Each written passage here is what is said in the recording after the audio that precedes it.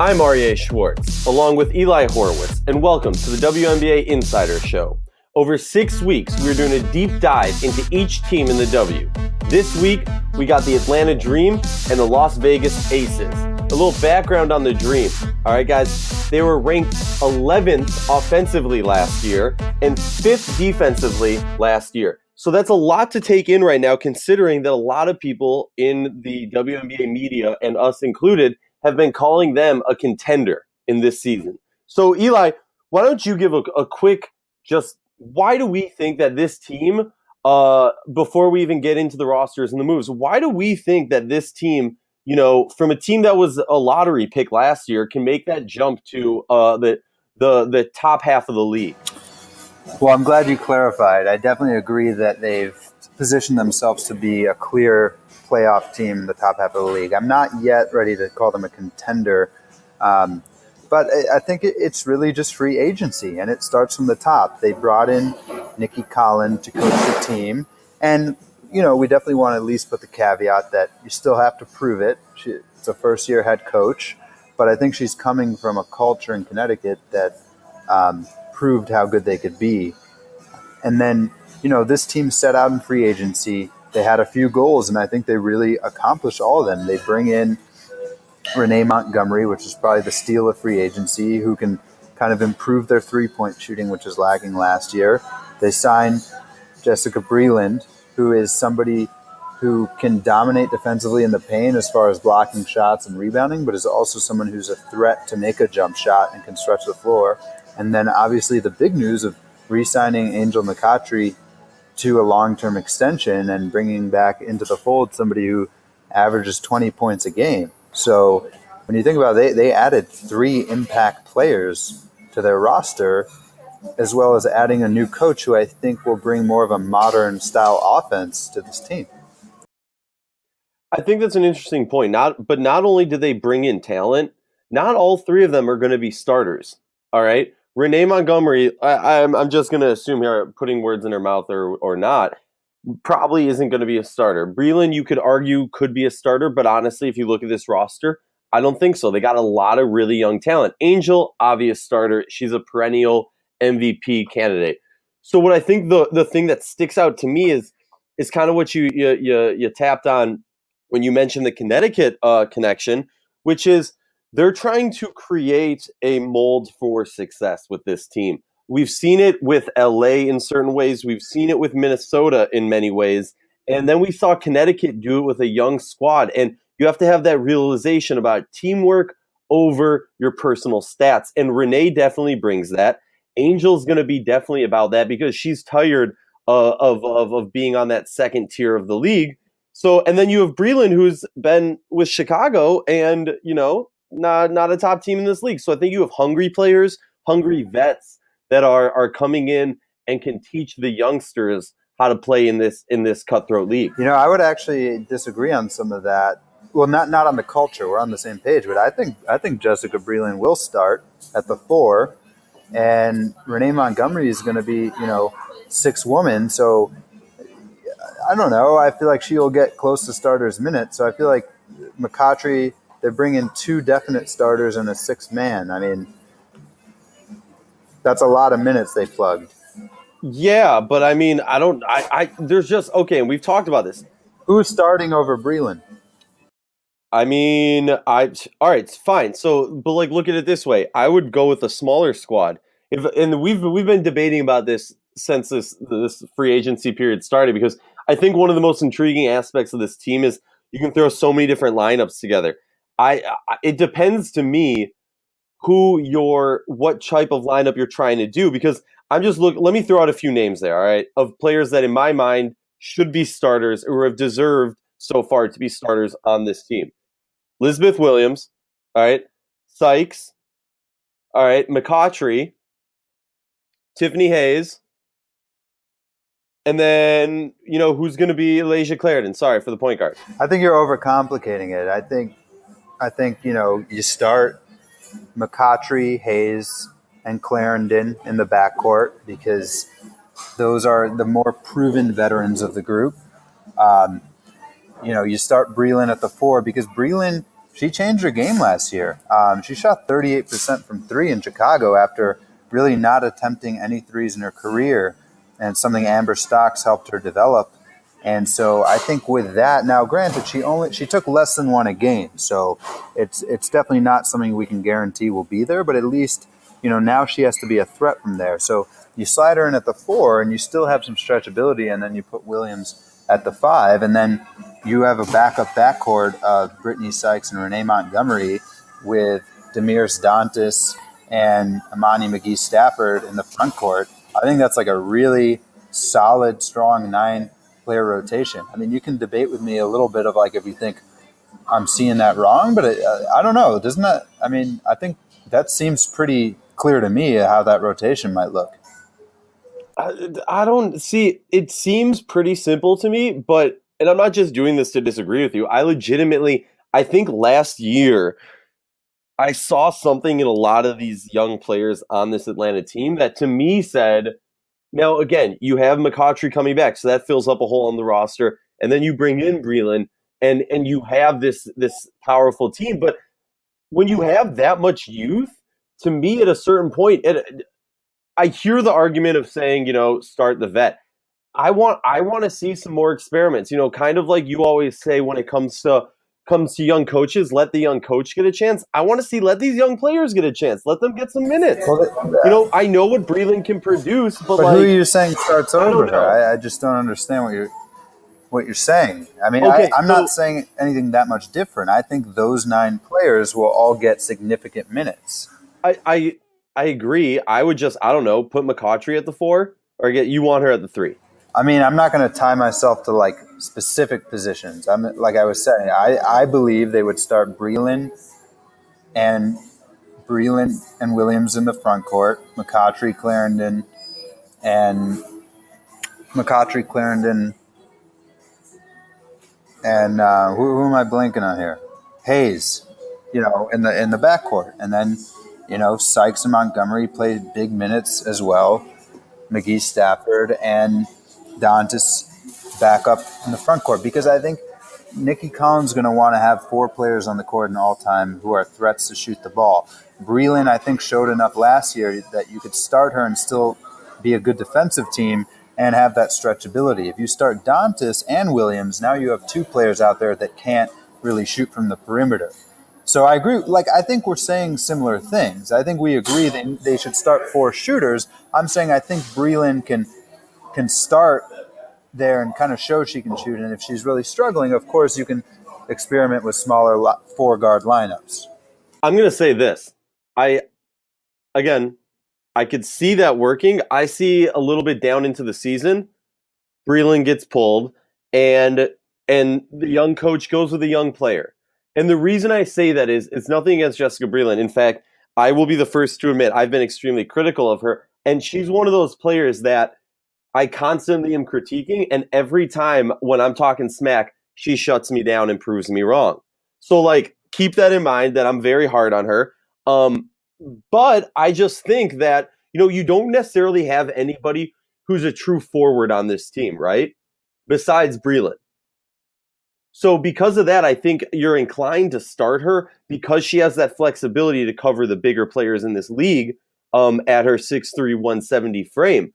But, I just think this team offers you so many different lineups that you can do. And I agree. The biggest thing, and we wanted to talk about this a lot, is the 3 ball.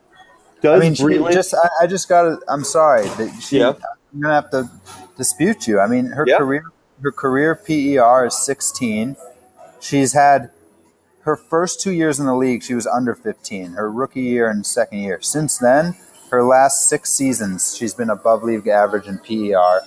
Her defensive win shares for her career are 5.3. She's a really, really good defensive player. And now she's starting to add the 3 ball, put up 10 points a game and 6 rebounds last year. I think you're a little critical of her because she's been on some bad teams. But I think she's clear-cut best 4 on the roster. Do you think that she can compete against the top ones in the league? Is she somebody, because to me, and I was having this argument with somebody on Twitter, to me, it's much more so, and you're arguing kind of fights against the basis of my argument I'm about to make. So feel free to call me an idiot. What I'm going to say is we know what Breland can do, and what I'm saying is there's a younger player on this roster who showed last year some sparks and some ability. I want to see them get a chance. You're being vague. Who are you talking about? I'm saying Breland should start at the 4. Who are you saying should start at the 4? I want McCautry at the 4. All right. Williams at the center, Hayes and Sykes, and then Clarendon. Now, I think that lineup has been tried to a certain extent, so it's very easy to say that I'm just wrong. But I kind of like that smaller lineup, and they run it. I'm a runner. 1 and 160 pounds. How is she supposed to guard Rebecca Brunson? That's what you're saying. Put somebody at the 4, but it's about who you can guard defensively. Breland is one of the best 4s defensively. I think her and Elizabeth Williams makes a good tandem because of, like you said, Williams is like a bit of a more mobile long center. Breland has a bit more size, so I feel like Breland can even guard some centers, and Williams can guard some 4s. I feel like that's a really good combination. And then I like off the bench too. Dantas, I think, is a little bit more physical, and McGee Stafford is more of like a mobile shot blocking center. So I actually think those 2 and 2 pair up really well together. Again, they're going to play 4 guards at times. I'm not disputing that, but I think that's like a change-up you go to. I think off the bat, you start Breland, who is just a really solid defensive player. Because that's the thing, Atlanta, as much as they've been frustrating the last couple of years, they've been a good defensive team. And I think you don't want to, as much as you're rebuilding the culture there, you don't want to lose something that you already have. I think that's tough, though, when you have a new coach, to try and keep that similar, we're still going to be tough on this, what we've been doing. Is the defense the face of the Atlanta dream? Something I want to ask you, though, too often players kind of WNBA players get compared to NBA players. So I want to try and ask you about this comparison. I've seen this a few times from Chicago Sky fans, the Breland and Brunson comparison. Do you see them as their style of play? Obviously, Breland's putting up some more points than her. Do you see them as a comparable, like Breland could be fitting into a role for Atlanta, kind of like Brunson does for Minnesota, or is she more of importance? I can understand that comparison because you have 2 players that have a reputation for defense and rebounding, but who are now developing a perimeter game. Brunson more, I think, explicitly and on a bigger stage last year. But Breland, like we said, she took less than 1 3 a game, but was shooting it at 38%. If she can even take 1 a game this year, 1.5 a game, and keep up that percentage above 35, that's going to provide a really good dynamic. Because remember, like Atlanta's guards, not all of them are great 3-point shooters. Like McCautry is 28% for a career. Laisha Clarendon shot I think it was 15% last year. I'll fact check that in a second. And Hayes had a really nice year last year shooting from the perimeter, but that was her first time doing it. So I think they need Breland to provide shooting because some of their guards have lacked in that capacity. I'm also just taking a quick glance at her stats from this past season. She has I think it's 15 games in double digits points. So she can drop the hammer. She has a couple games over 20 points herself. So I think she has that element. They have a team that can score, but can they shoot is what I'm hearing. And often, what's the 3-point? And just to be fair to the stats, so Tiffany Hayes shot 37% last year from 3, which is really awesome. But for a career, she's at 32. So, we'll see if she can keep that up. As I mentioned, McCautry, is in the high 20s for a career. So she can obviously hit it, but it's definitely not her strength. And Laisha Clarendon shot 18% last year. But, she was at 40% and 35% the 2 years before. And I know, Coach Collins saying, that was, hopefully that was just an anomaly, a one-year thing. So I feel like, they have these guards. They're all it's kind of a TBD. Like they've all had some seasons where they've shown they can shoot the 3, but none of them are legit shooters. When you think of a Chelsea Gray as a legit shooter or Shakina Strickland as a shooter, they don't have that knockdown guard who's a shooter, but they have guards who have had seasons of doing that. So I think a lot of it is can they be more consistent? And I think the coaching staff now will stress that more. So answer me this. Does Renee Montgomery take the lead and solve that 3-point problem does she take a huge chunk of that issue up? I know this sounds like a cop-out, but I think it's by committee. Brittany Sykes shot 34% from three last year, and I've spoke to her coach from Turkey and Nikki Collin. Both say that's something that she's been working on all offseason and is only going to get better. Hayes had a career year in threes last year. I think McCautry is going to take less long twos and we'll start looking at threes. I think Clarendon is the big question mark. I really feel like the other guards will be good enough from three. Now the question is, can Layshia Clarendon get back? Because if she's shooting 18% from three, that's just a liability to the point that you can just sag off her.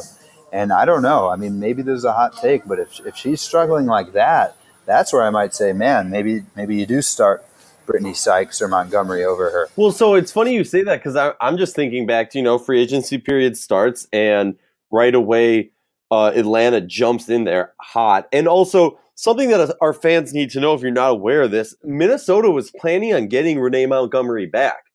And Atlanta was able to just kind of steal her away, which to Atlanta was a huge win. And to Minnesota, which is a whole other thing, kind of, some would argue, threw them into panic mode. But Renee Montgomery coming to this team, a lot of people started to say, is this a sign that Layshia Clarendon might be traded? She really became the face of the franchise last year. So the question is, how so is that really going to affect this team? Is that going to be a subplot going into the season? Or do you think that Nikki can really grab the reins of that and kind of shut that down? I think they're going to shut it down. We don't know. We'll never know if their GM, Chris Sanko, he might have been shopping her. We don't know that. They haven't said anything publicly about that. But if she's on the roster, she's on the roster. I think they got Renee to be the backup point guard, and I think they want Layshia to be the point guard with McCautry. McCautry and Hayes are scorers. So I think Layshia, when Layshia's at her best and shooting the ball well, she is the right player to be point guard for them, because that allows Hayes and McCautry to do what they do best and to score the basketball. And then Montgomery can come in and be that change of pace alongside Sykes, who's another scorer. So I don't think by any means like Montgomery is competing for the starting role. I think it's Clarendon's the one, Montgomery's the backup one. But my bigger point was, if Layshia continues to struggle to shoot the three ball, you could see in crunch time and later in the season and into the playoffs where maybe Renee Montgomery's closing games because, Layshia, if she's shooting 18%, you don't have to respect that, and it makes that team easier to guard. So answer me this, coming into this offseason, as a head coach, a rookie head coach, Nikki, they don't have a first-round draft pick, okay? And there's a lot of talk about it. I think we often say you have to reevaluate trades at different periods of time, and there's no way of, at any point until like maybe a couple years down the road, can you truly say who's the winner and who's the loser of a trade. For instance, the Atlanta-Chicago trade this past year, which they got some players. They ended up essentially trading Amani for their first round draft pick, kind of, and so the question is, how is not having a draft pick going to affect this team in this season? They've made, not even just the Breland signing and their Renee Montgomery signing. They've made some other tiny adjustments, adding Maggie Lucas to the team, who had some injuries from last year, didn't play last year, but is a stone cold shooter, just a shooter. Not necessarily that she's going to make the roster, and they made some other re-signings. How important or how much do you think this coaching staff focused on the free agency period versus the draft because they don't have this first round pick? Well, let's be clear that trade was under a different administration. So we can't fault Chris Sanko and Nikki Collin for that pick, which I don't know if they'd ever admit it, but I think they wish they still had that pick. I think that was clearly a win for Chicago to get, what results in the fourth pick. For a player that still has potential. It's, McGee Stafford still has a lot of potential, and I think she can serve a great role, but it's looking like now like her best fit is as a backup center. And I think obviously the fourth pick, you want to get a starting level player. But, they didn't have that pick because of the past administration. And that's why they had to win free agency. They had to win free agency, and I think they did that. But I know from talking with team sources that the way they kind of look at it is like McCautry's our first round pick. I know that sounds funny because she's a veteran, but in the sense that she's first round level talent that they're kind of getting that they didn't have on the roster last year. Yeah. I mean, as ridiculous as it sounds to say that, and I don't mean that in an insulting way, I think that's a legitimate, optimistic way to look at it because this team, I think, if I'm Nikki going into her rookie season as a head coach, I'm thinking to myself, okay, what are the positives? What are the negatives of this team? And looking at it, if I'm her coming in to take over this team, coming from Connecticut Sun, who were kind of similarly a mixture of really young players who just needed a chance to shine and a few players who were a few seasons into their careers or midway into their careers that are finally starting to gel. And I think she looked at this roster and said, yeah, cool, let's do this. And then to get McCautry back, like, that's got to be the icing on the cake, the maraschino cherry on your ice cream, Absolutely. So I think, like we said, they added like 3 players that are probably in their top 6 just in free agency alone. So I think obviously you'd want to have that fourth pick,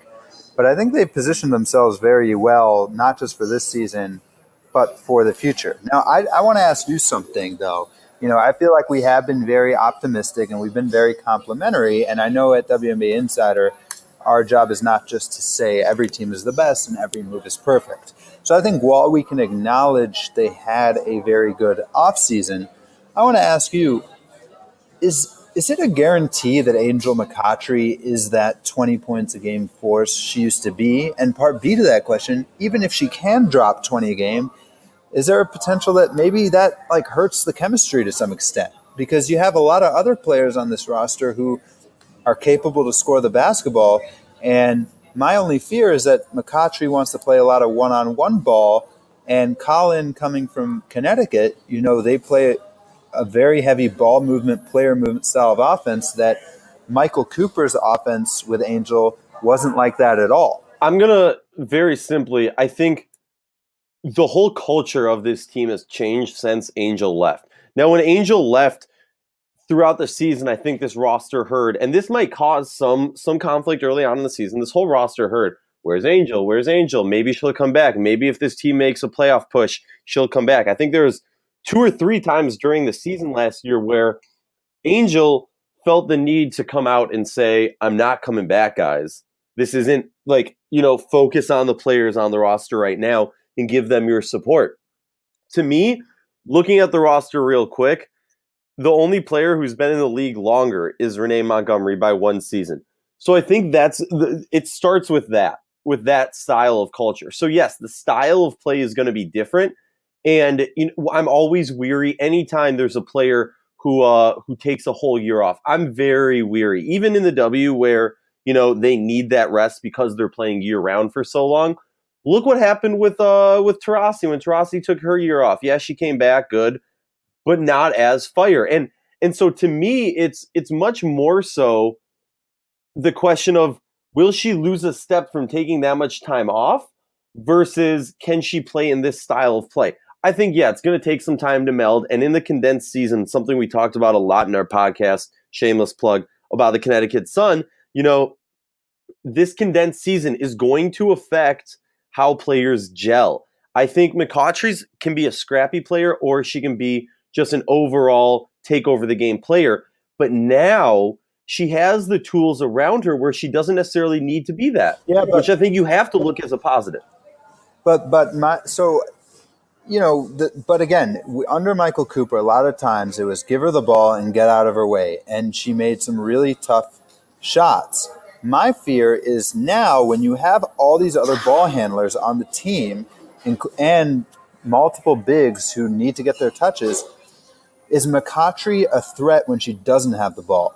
If she's spotting up in the corner because Tiffany Hayes has the ball or because Jessica Breland's posting up and she's not shooting the ball well from three, how much value does she add to an offense when the ball's not in her hands? So that's why she needs to kind of take a note out of the Maya Moore playbook and become an overly effective player off the ball. And that's something, and that's all I'm saying. Yeah. I'm not questioning her ability to be a good player. What I'm questioning is, can she be a good off-ball player, which is a very different role than she's played in the past? That's a really good question. I think it is definitely worth exploring. My thought, though, is that it feeds off of the talent that's on this team. Because when you have someone who's that talented, they're going to get a handicap, if you will, of off the ball talent, only because people are going to be paying attention to them. If you have your back to Angel McCautry and Tiffany Hayes, yeah, they both can score, but I'm looking towards Angel. So that's going to be giving the other players that opportunity, and then I think what the goal and the hope of the coaching staff is when they start to do that, and then Leja starts heating up and is getting some points, then Tiffany Hayes is heating up, and then Angel McCautry almost becomes a secondary thought, and then she starts heating up. I mean, that's the hope, that you can build a team that's so powerful in each position that you just need one player at a certain moment to be on. Yeah, and I mean, I did have a conversation with Nikki Collin, and she did bring up, like you said, that this is going to be a more compressed season, and that's why she loves having her depth. But I think what we want to get to is, okay, yes, in the regular season, this depth is going to be great for them, and it will help them win games. But let's talk about playoff now, and Playoff. Well, you mentioned title contender, and I walk that back personally, and that's what I want to ask you, since you threw that out there. Is, look, in a playoff game, and 3 minutes left in a playoff game, you can only play 5 at a time. So the depth is less important in the playoffs. And do they have a 5 that you think can actually challenge LA and Minnesota? If not throwing in Connecticut or Phoenix in that as well. All right, I don't think that they're on that top talent yet. I think roster wise, looking just at the stats, at the size, at who they got, you can easily make the argument, and to a point where I'm not going to stand here strongly disagreeing with you. I know that a lot of different GMs and a lot of different coaches in the league, just looking at the roster on Atlanta, are very high on it, and I think they would kind of be voted in an unofficial poll to be the breakout team of the season. I'm going to akin them to the Mystics of last year. Now, obviously, the Mystics getting Elena Delle Donne, all right? And I'm not going to compare Elena Delle Donne to Angel McCautry, but I will say is a new star coming to a team that kind of, before them, had figured out their own vibe. Atlanta's a little bit different, obviously, because Angel's already there. I think it's a bold claim to say that this team is on Sparks level or Minnesota level or even Connecticut level, just because I think you're going to have to mix up their roster to face Minnesota or to face, I can't imagine Elizabeth Williams really, sizing up against the likes of I could see her sizing up against the Sparks better, but I don't see her matching up well in the paint against fouls. So, do you think that she can? But that's why that's where Breland comes in. I mean, you have Breland, Dantas, McGee, Stafford, and Williams. I really like this team's depth because, those 4 bigs are all very different, but that means you can go matchup by matchup. And that's why I like this team in the playoffs, because while you can only play 5 at a time, I feel like they have 9 players that are starter level talent. So you can say, okay, against LA, which bigs make the most sense? Against Minnesota, who makes the most sense? Against Brittany Griner, who's our best? So let me rebuttal that though real quick. So I agree with you, and I think that's why this team is poised and is in a position, at least just roster wise, to make a drive in the playoffs, because they can do that. They can go, oh, we're in. Let's say they limp into the playoffs and they're in the first round of the do or die. They can go, oh, we're going up against this team, switch up the roster, beat them. All right. Next game, They have to play a slightly different role for their bigs, switch it up, beat them, and then they move their way into the series. But do you think in a series, do you legitimately think that they could take on the Lynx and the Sparks? Or and you know what? For the sake of this, I'm going to include Connecticut. I think they have the potential to be as good as Connecticut and Phoenix. They have to prove it, but I do think, look, Angel McCoughtry, as far as star potential, she's somebody who's put her team on the back and taken this team to finals before. So again, there's no, like I said, it's a lot of remains to be seen with them. Yeah, but my point is, with much less talent around her and with much less of a offensive system, and again, remains to be seen if Nikki Collins' system works, but with a lot less of a offensive system and talent around her, she's taken this team deep into the playoffs multiple times. So if she's even 90% or 80% of that, and now you add in all this other talent and someone like Renee Montgomery, I think they can be as good as Connecticut and Phoenix. Now, can they be as good as Minnesota and LA?